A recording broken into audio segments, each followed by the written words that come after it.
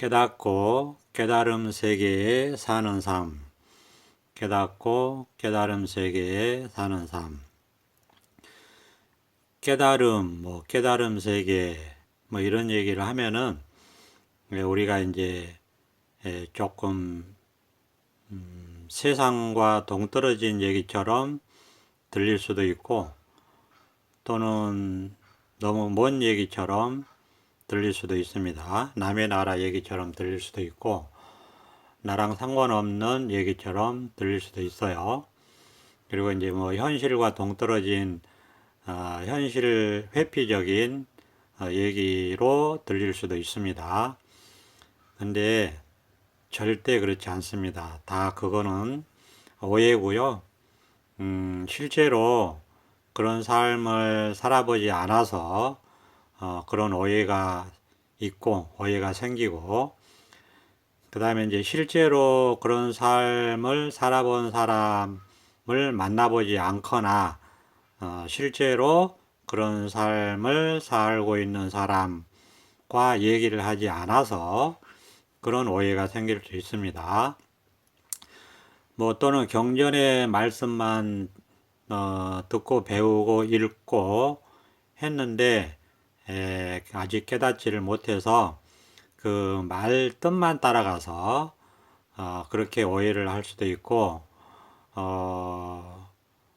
그 말하자면 깨닫지를 못하고 그 깨달음에 대한 방편의 말을 사실인 양 오해해서 그런 것들이 생깁니다. 한마디로 얘기해서 실제로 깨닫지를 못하고 말을 하거나 그런 말을 듣고 오해를 하거나, 실제로 깨닫지를 못하고 경전의 깨달음에 관한 방편의 말씀을 따라가고 말 따라가서 오해를 해서 생기는 문제지, 실제로 자기가 이 자리, 자기 마음이잖아요. 자기 마음을 깨닫는 거니까 이 남의 마음을 깨닫는 게 아니에요. 그리고 없는 걸 깨닫는 게 아니라 자기 마음, 있는 마음을 깨닫는 것이기 때문에 실제로 자기 마음을 깨달아 보면 이 깨달음이라는 말이 어색하지가 않습니다. 그리고 물론 처음에는 깨달음 하면은 뭔가 하여튼 엄청난 능력을 갖게 된다든지 이렇게 오해를 할 수가 있는데, 전혀 그런 게 아니고요. 그러니까 깨달음이라고 하는 게 우리가 말하기 어려운 거를 말한다 자꾸 말씀드리잖아요. 그러니까 이런 경우도 있어요. 물론 깨달음을 너무 아무렇게나 얘기하면 안 됩니다. 정말 소중하고 귀중하고 정말 가치 있게 다뤄야 되는 건 분명해요. 그런데 그렇다고 해서 깨달음에 대한 말을 무슨 큰 무슨 권력이나 비밀처럼 함구하고 있거나 함부로 말해서 또 안 된다고 또 그렇게 치우쳐도 안 돼요. 그런 것도 아니에요. 그러니까 깨달음이라는 거를 신성시해도 안 되고, 또 그거를 무시하거나 가볍게 봐서도 안 되는 거예요. 당연한 우리의 마음을 깨닫는 것이기 때문에 있는 그대로 얘기하고 있는 그대로 보면 됩니다. 그러니까 있는 그대로 얘기하고 있는 그대로 보지 못하는 이유는 딱 하나밖에 없어요. 깨닫지 못해서 그렇다. 그렇습니다. 이 깨달음에 대한 오해가 생기는 것은 여러 말 할 거 없어요. 그냥 자기 마음을 깨닫지 못해서 그렇다. 그러면 깨달음에 대한 오해가 생기지 않으려면은 그 역시 간단합니다. 자기 마음을 깨달아 보면 알아요. 그러니까 자기 마음을 깨달아 보면 모든 오해는 풀리는 거예요. 그것뿐이지 깨달음이 대단한 거기 때문에 함부로 말해서는 안 된다 하는 것도 맞는 측면도 있지만 그것도 치우친 것이다. 그렇다고 깨달음이 하찮은 거고 깨달을 필요 없다. 이렇게 무슨 현실 도피적인 거고 그런 거 아니에요. 그 다음에 무슨 현실을 떠난 이상적인 거고 절대 그런 거 아닙니다. 가볍게 말할 수도 없어요. 그렇지만은 우리가 있는 그대로는 얘기해야 됩니다. 있는 그대로. 그걸 우리가 이제 이름을 붙였어요. 중도 실상이다. 있는 그대로 얘기한다 하는 것도 중도 실상이에요. 그러니까 중도 실상을 말해야 된다. 그러려면은 역시나 한번 깨달아서 이 자리에 들어와서 살아야 된다. 그래서 깨닫고 깨달음 세계에서 살아야 된다. 이런 얘기입니다.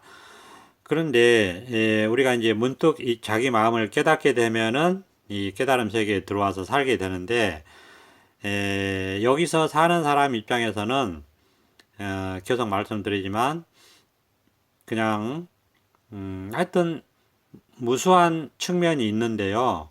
그거를 공덕이라고 표현합니다. 깨달음의 공덕, 한량없는 공덕 이렇게 표현을 해요. 그럼 그거를 우리가 한량 없기 때문에 다 말로 할 수는 없어요. 그렇지만은 얘기할 수 있죠. 예를 들어서 편안함을 항상 편안함을 느낀다든지 안락함을 느낀다든지 그 다음에 근심 걱정이 없다든지 또 누구를 원망하거나 시기 질투하지 않는다든지 이런 것들이 공덕이죠. 그리고 이렇게 생각이 없어요. 그러니까 생각끼리 충돌이 하지 않아 가지고 번뇌가 없다든지 그 다음에 이렇게 항상 밝게 깨어 있어요. 밝게 깨어 있기 때문에 미혹되지 않는다고 우리가 보통 말하거든요. 그러니까 생각에 사로잡혀서 어리석은 짓을 하지 않는다. 이렇게 말할 수 있어요. 그러니까 이제 세상 삶이 가볍습니다. 일단 번뇌가 없기 때문에 가벼워요. 그 다음에 이제 하여튼 다투지 않고 정말 이제 인생에 자기 모든 문제가 해결됐다. 그렇게 볼 수 있어요. 그러니까 인생에 대해서 궁금함도 없고 자기 자신에 대해서 궁금함도 없고 또 세상에 대해서 궁금한 것도 없고 사람에 대해서 궁금한 것도 없고 일에 대해서 궁금한 것도 없어요. 그러니까 비록 있다 하지만 궁금하지 않습니다. 정 궁금하면 자기가 또 배우면 됩니다. 배우게 돼요. 또 배우게 되더라고요. 배우더라고요. 내가 어떤 일을 해야 되는데 이게 몰라요. 그러면 이걸 알아야 되겠다 하면 또 배우게 됩니다. 그러니까 이 마음이라는 게 이렇게 깨달은 마음이라는 게 정말 모든 걸 해결하는 모든 문제를 해결하는 아주 훌륭한 것이죠. 근데 이제 문제를 해결한다고 하지만 다르게 얘기하면 문제 자체가 사라지는 거다 이렇게 얘기할 수 있어요. 그러니까 좋은 거죠. 그래서 말씀을 드리는 거고 물론 이제 이런 측면도 있고 또 이런 측면도 있습니다. 우리가 이제 이거는 조금 부정적인 측면이라고 할 수 있는데 이 부정적인 측면은 제가 보니까 이런 거예요. 물론 이게 제가 본 거지만은 경전에 근거해서 말씀드리는 거고 중도 실상에 어긋나지 않게 말씀드리는 겁니다. 그리고 공부를 하는 실제로 깨달아 들어와서 이 자리에서 공부하는 사람들이 다 공감할 수 있는 그런 얘기입니다. 저 개인적인 아르마리 망상을 얘기하는 건 아닙니다. 이제 이렇게 살아보니까 좀 이런 건 있어요. 이게 제가 부정적인 측면이라고 얘기하는 이유는 아상의 측면이기 때문에 그렇게 말씀을 드리는 거예요. 우리가 이제 아상이라고 해서 없는 실체가 없는 건데 우리가 이제 공부하다 보면 지금까지 깨닫기 전까지는 수십 년을 분별 망상 세계에서 살아왔단 말이에요. 분별 망상 세계만 있는 줄 알고 분별 망상만 하면서 살아왔어요. 그러다 보니까 거기서 그 세계에서 습관이 들은 고집들이 있어요. 그 다음에 사고 방식들, 그 다음에 습관이 편하게 들은 것들, 그래서 습관이 들어서 편한 것들이 있어요. 그 다음에 습관이 들어서 자동화된 게 있습니다. 그 다음에 습관이 들어서 고집으로 집착된 것들이 있어요. 그 다음에 그것이 습관이 들어서 의식에도 있고 무의식에도 있어요. 그런 것들을 공부를 하다 보면 알게 됩니다. 그게 이제 바로 배워서 알기도 하지만은 이 마음의 깨달음의 지혜가 드러나면서 알게 되기도 합니다. 저절로 알게 되는 것도 있어요. 그러니까 깨달음의 지혜라고 하는 거죠. 그러니까 이제 그런 것들이 이 깨달음의 세계에 살아도 시도 때도 없이 그런 것들이 드러나요. 그러니까 다시 얘기하면 분별 없는 세계에 지금 살고 있으면서도 그게 분별 망상 세계 심이 분별 망상 심이 시도 때도 없이 드러난다 이겁니다. 왜? 늘 말씀드리지만 그게 무의식 중에 습관이 되어 있기 때문에 그래요. 그러면 그게 싫어요. 왜? 분별 없는 이 세계가 말하자면 티끌먼지 하나 오염됨이 없는 청정한 세계예요. 자기가 그렇게 느껴져요. 자기 삶이 그래요. 그런데 그런 분별 망상심이 침범을 하게 되면 그게 티끌먼지 같은 거예요. 마치 오염된 것 같아요. 그러니까 동시적으로 싫음을 느껴요. 다시 얘기해서 번뇌를 느낀다 이거예요. 그게 번뇌라는 것이 바로 드러나요. 그런데 그게 번뇌라는 것이 드러나는 것 자체가 뭘 뜻하는 거냐면 자기가 분별 없는 세계에 깨달아 들어왔다는 걸 뜻해요. 그러니까 분별 없는 세계에 깨달아 들어오지 못한 사람은 그런 걸 못 느껴요. 그냥 그러려니 하고 느낀다 하더라도 다른 대체제를 생각해요.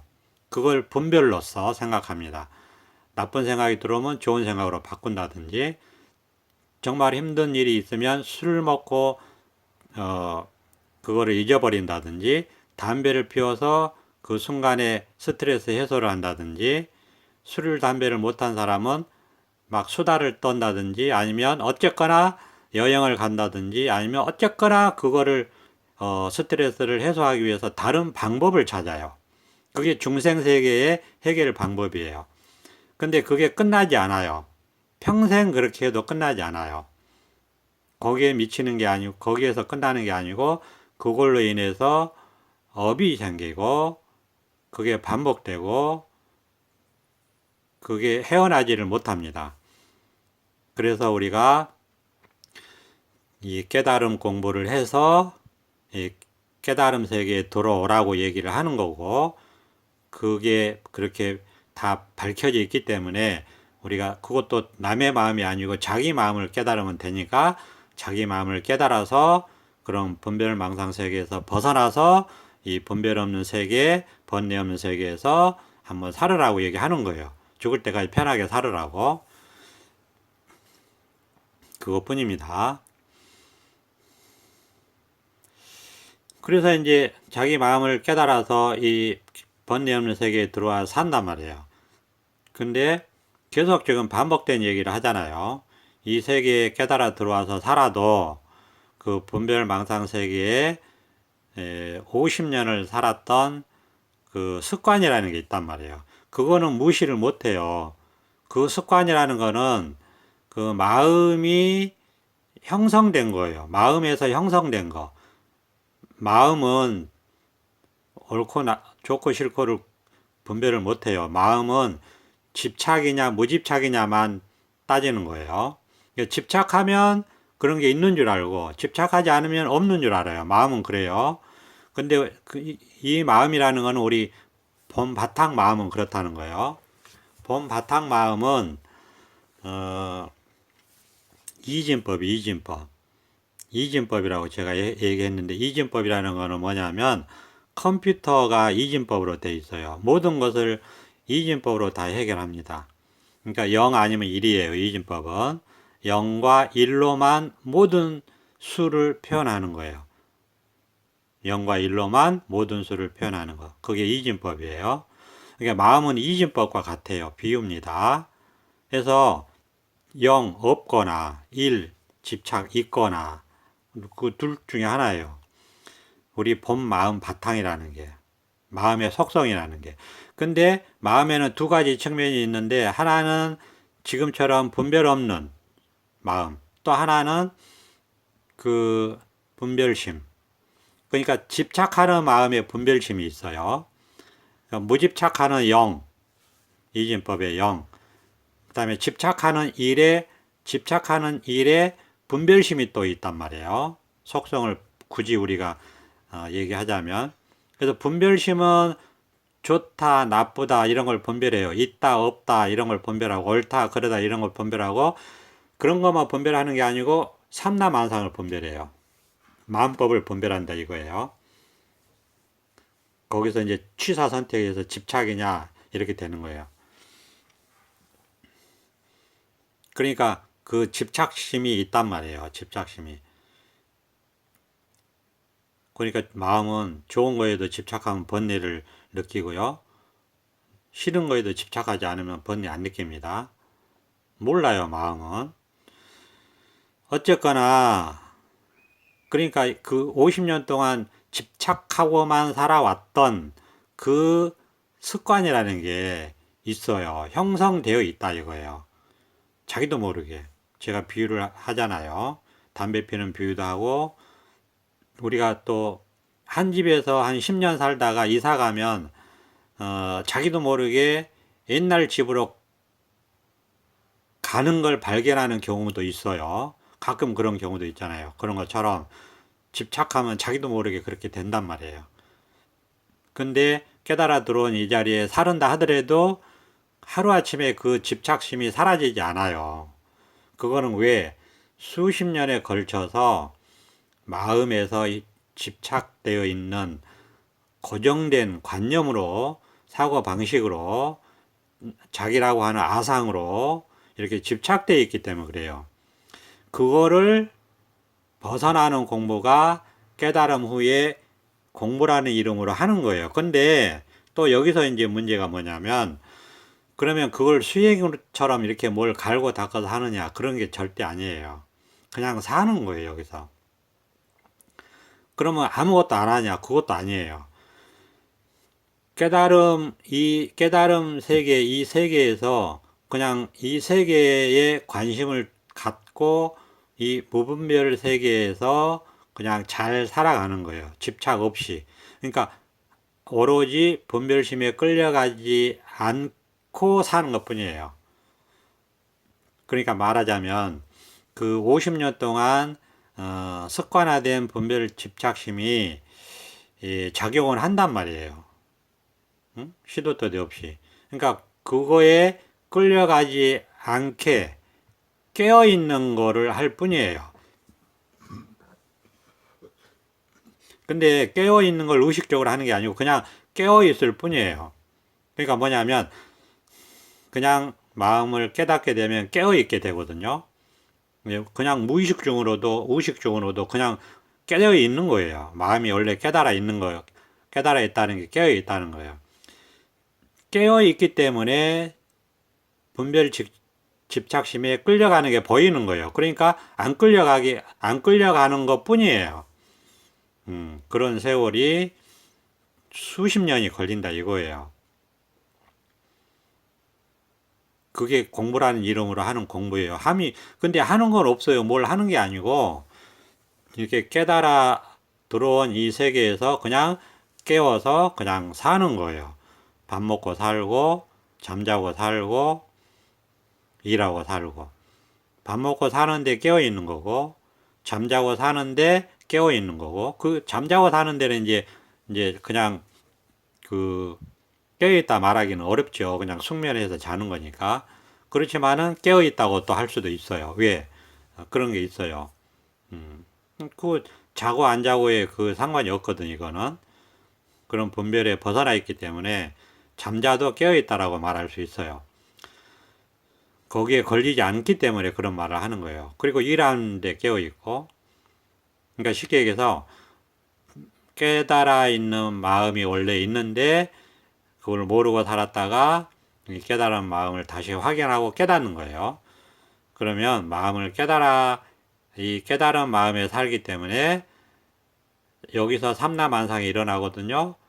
그런데 그 삼라만상이 일어난 마음 바탕이 깨달아져 깨어 있기 때문에 모든 것을 다 알고 본다.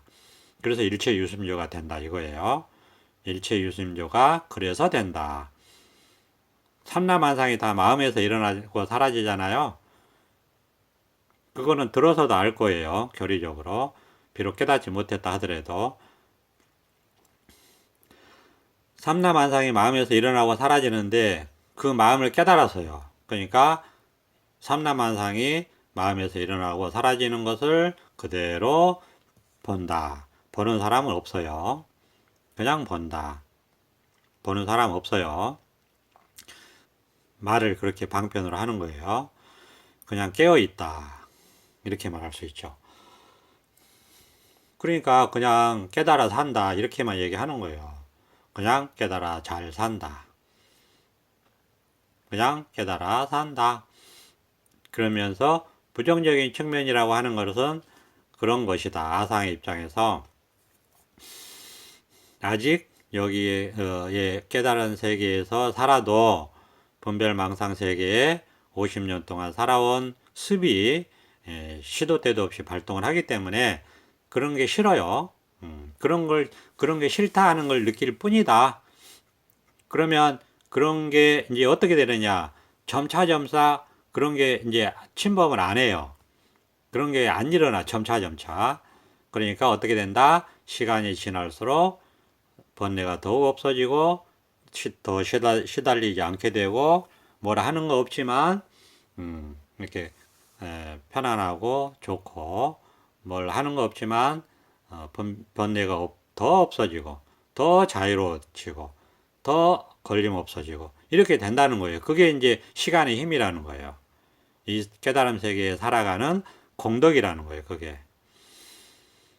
근데 그게 이제 그렇게 살아가다 보면 수행하는 것도 아니고 그냥 이렇게 열심히 무위법으로 살아가다 보면